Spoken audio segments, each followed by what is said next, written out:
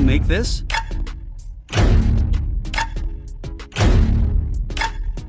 First, select 3 photos.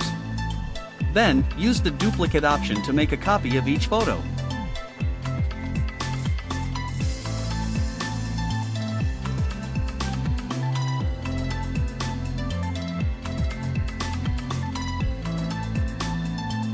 Next, go to duration and set the timing to 1 second, then tap apply to all.